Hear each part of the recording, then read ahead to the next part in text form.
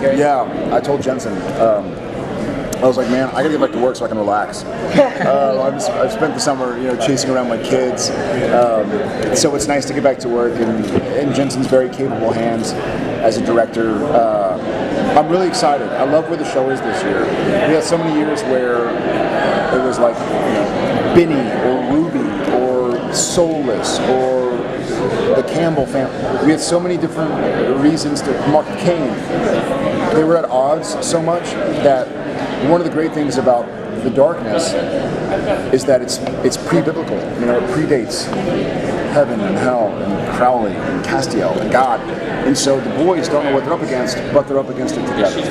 So for me, I already like where Sam and Dean are compared to seasons in the past.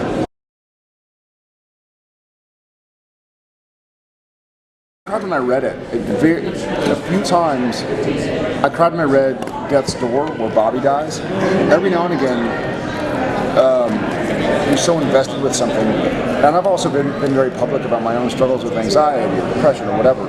So reading something like that, where Sam is basically going like, okay, all right, it's been a good run. Go ahead and it makes me tear up kind of thinking about it. So it was crazy and emotional. And it was one of those times where, like, as an actor, I don't believe in ever trying to cry. Like, don't do it. Like, if the tears aren't coming, don't sit there and go like, try to just don't. It doesn't happen. It doesn't always happen. So I hate it when directors will ask. It doesn't happen to me because I'm a faucet. I'm a little emotional baby.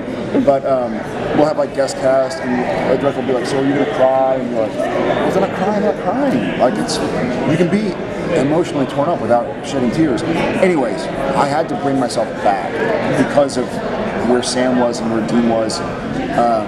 Even I remember just reading on the page what happens in Dean's choice ultimately to overpower his crazy force was really powerful and was a great launch pad to where we're starting season 11 with the boys going like, "Fuck, you and I, we're together." So it was very, very powerful.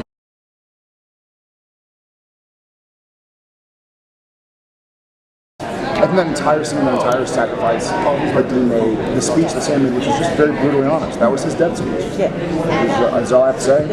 Let me say it, and you do what you gotta do. It was very powerful, and I watched it in England. I watched it.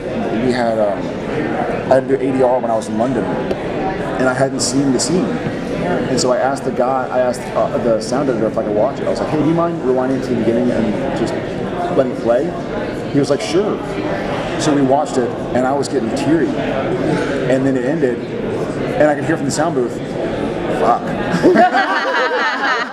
And I was like, "Thanks, man." He goes, "That's a hell of a scene." I was like, "Thanks, brother." And then we went back and ADR'd. But it was really powerful. It was really powerful, and especially with everything I've gone through in my life. Personally, it just resonated, And I think that's part of Supernatural. Like, it's about angels and demons and the king of hell and God, and ghouls and zombies. I mean, like, it's about these outlandish things, but the kernels of truth of humanity and of sacrifice and loyalty and of love, they resonate no matter the medium with which you paint them. So it's a fun show to be able to tell all these stories. Because we're able to tell stories that CSI couldn't tell, NCIS couldn't tell.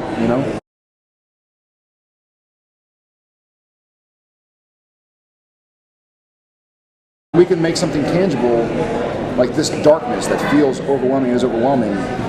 We're making it into a tangible person, but it's this. Human beings have these obstacles that seem overwhelming and that seem insurmountable, and we're just a crazy show that can tell it in a fun, kooky way.